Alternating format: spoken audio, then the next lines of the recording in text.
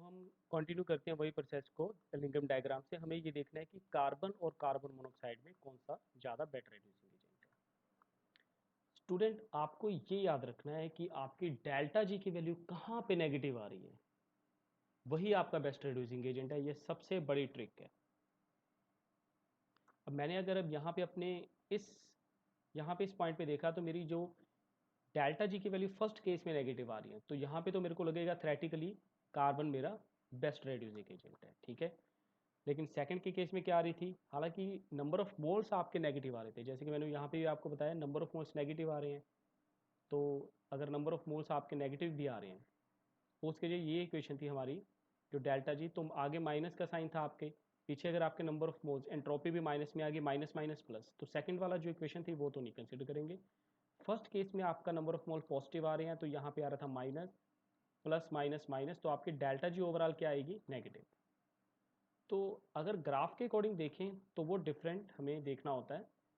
तो यहाँ पे जो ग्राफ के शो करें, ये देखिए क्लास, जो कार्बन है, ये वाली जो रिएक्शन है, राइट, इसके लिए डेल्टा जी देखो यहाँ पे जा रही है आपके इस पॉइंट पे। तो यहाँ पे इसकी जो वैल्यू आ रही है दैट इज इस रीजन में लाई कर रही है, माइनस के 7 पॉइंट समथिंग। अगर कार्बन मोनोऑक्साइड की बात की जाए तो वो ऊपर कर रही है -600 समथिंग। अब ये बताइए स्टूडेंट, -600 बड़ा हुआ या माइनस के 700, और ज़्यादा नेगेटिव वैल्यू कौन सी आ रही है? ऑब्वियस है सेकंड वाली। आपको मैंने पहले ही बताया डेल्टा जी कब नेगेटिव होगी तो रिएक्शन आपकी स्पॉन्टेनियस होगी, तो -700 प्योर नेगेटिव है। इसका मतलब साफ होता है कि बेस्ट रिड्यूसिंग एजेंट हमारा जिंक ऑक्साइड के लिए कार्बन ही होगा। लेकिन डिपेंड करता है कि टेम्परेचर के आगे देखना है कि टेम्परेचर के बैक साइड पे देखना है, उसके अकॉर्डिंग, राइट। तो जैसे ये टेम्परेचर है आपका, उसके अकॉर्डिंग हम देख सकते हैं कि हमारा बेस्ट रिड्यूसिंग एजेंट कौन सा होगा, ठीक है। तो हम नेक्स्ट टॉपिक की तरफ चलते हैं। इस तरह से एलिंगम डायग्राम की आपने स्टडी करनी है।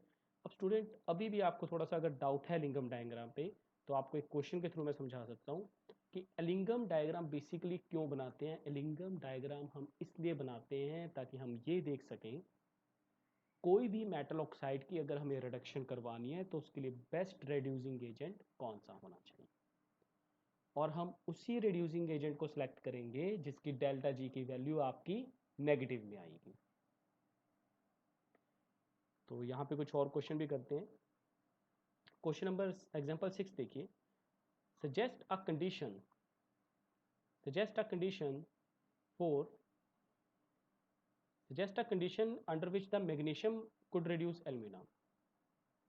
कहते हैं दो इक्वेशन उसने ले ली, aluminium plus oxygen aluminium oxide, magnesium plus oxygen magnesium oxide, ठीक है। अब दोनों की ऑक्सीडेशन हो रही है, तो अब ये देखना है हमें कि मैग्नीशियम एल्युमिनियम को रिड्यूस करेगा या एल्युमिनियम मैग्नीशियम को करेगी।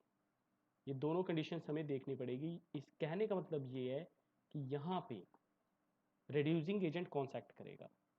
सो इसको भी हम एक ग्राफ के थ्रू ही समझेंगे।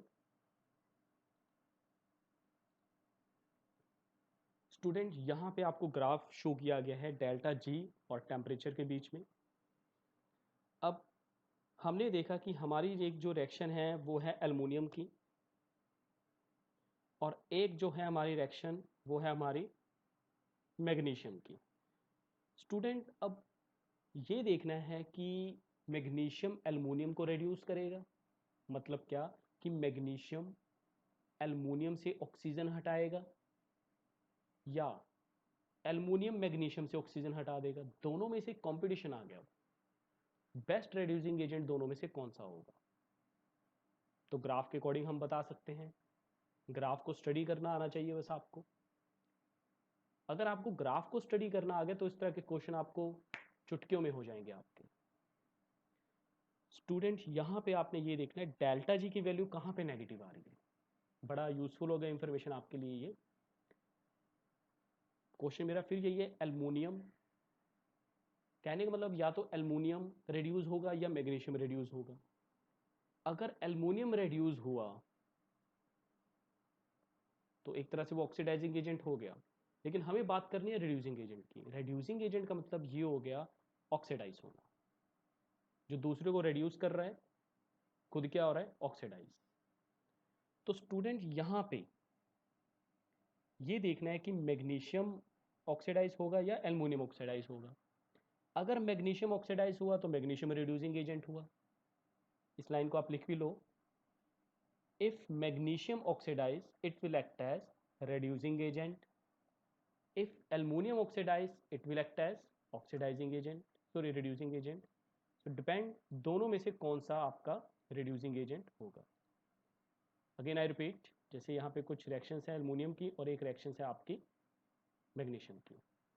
If magnesium oxidize it will act as reducing agent, if aluminium oxidize it will act as reducing agent। But दोनों में से कौन सा होगा हमें तो ये देखना है। स्टूडेंट एक पॉइंट यहाँ पे कट कर रहा है, इंटरसेक्ट कर रहा है, ये वाला पॉइंट ध्यान से देखिए, ये वाला पॉइंट जहां पे दोनों इक्वेशंस कट कर रही है,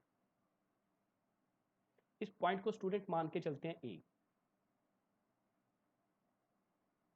अब यहाँ पे इस पॉइंट के पीछे आ जाइए, ये दो लाइन जो आपको शो हो रही हैं जहां पे रिएक्शन लिखी है, स्टूडेंट एल्युमिनियम वाली की जो लाइन पास हो रही है -1000 से थोड़ी सी नीचे, लेकिन जो मैग्नीशियम की जो लाइन टच कर रही है वो 1100 के पास टच कर रही है। मैंने आपको पहले ही बताया ना, जितना ज़्यादा नेगेटिव उतनी डेल्टा जी की वैल्यू नेगेटिव, और अगर डेल्टा जी की वैल्यू नेगेटिव तो रिएक्शन प्रोसीड होनी चाहिए। तो जितनी ज़्यादा नेगेटिव वैल्यू आती है वो उतना ही बेटर रिड्यूसिंग एजेंट बन जाएगा। तो यहाँ पे डेल्टा जी की नेगेटिव किसके लिए ज़्यादा आ रही है बोलिए स्टूडेंट्स, ध्यान से देखिए, -1100 वाली ज़्यादा नेगेटिव है, वो मैग्नीशियम के पास है। तो आपका आंसर क्या होगा, magnesium. Magnesium act as reducing agent, it will oxidize aluminum। So magnesium जो है वो रिड्यूसिंग एजेंट की तरह काम करेगा और वो ऑक्सीडाइज कर देगा एल्यूमिनियम को। ये देखिए, अब यहाँ पे कितना इंटरेस्टिंग पॉइंट हमने यहाँ पे ले आए।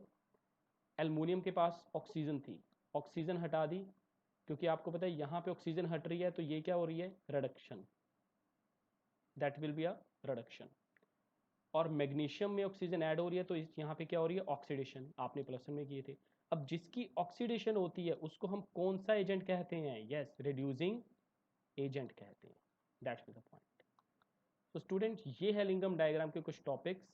बाकी नेक्स्ट लेक्चर में हम ब्लास्ट फर्नांस के बारे में बात करेंगे, हमारा जो नेक्स्ट सेशन होगा। आज का सेशन आपके लिए इतना ही होगा स्टूडेंट, इसको एक बार अच्छे से आप रिपीट करना लिंगम डायग्राम को। मैं आपको बात कह दूं कि ये यहाँ पे जो आपको बुक्स में जो रिएक्शंस हैं, ये वाले जो रिएक्शंस हैं ये भी आप कर सकते हो, that will be a good.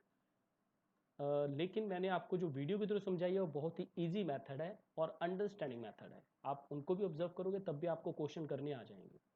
जैसे यहाँ पे तो सिंपल बताया कि मेटल ऑक्साइड से ऑक्सीजन हटा दी, अब तीनों में से बताना है कौन सा बेटर होगा, तो मैंने भी आपको वहाँ पे वही बताया। लेकिन अगर आप इस मेथड से करोगे तो अंडरस्टैंडिंग बहुत होगी और आपको क्वेश्चन करने अच्छे भी लगेंगे। सो स्टूडेंट एक बार हम डिस्कस करते हैं कि हमने क्या किया।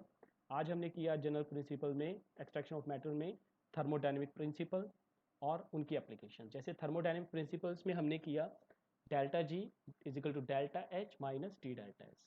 गिब्स फ्री एनर्जी होती है हमेशा नेगेटिव ही होनी चाहिए, और जितनी ज़्यादा नेगेटिव उतना बेटर रिड्यूसिंग एजेंट और उसकी ऑक्सीडेशन होगी। तो उसके बाद हमने एलिंगम डायग्राम के बारे में पढ़ा, जिंक ऑक्सीजन से ऑक्सीजन हटा दी है, इन तीनों में से कौन सा बेटर रहेगा, ऑब्वियस है फर्स्ट वाला, क्योंकि उसकी ग्राफ में डेल्टा जी की वैल्यू नेगेटिव आ रही थी। अब ग्राफ हमने मैग्नीशियम और एल्युमिनियम के केस में देखा तो मैग्नीशियम का ग्राफ हमने इस जो इंटरसेक्टिंग पॉइंट है इसके नीचे देखना है, तो यहाँ पे आपका जो ग्राफ था वो नीचे आ रहा था। So student do proper hard work, again see video, बार बार इसको रीड आउट कीजिए और प्रैक्टिस कीजिए। Thank you so much.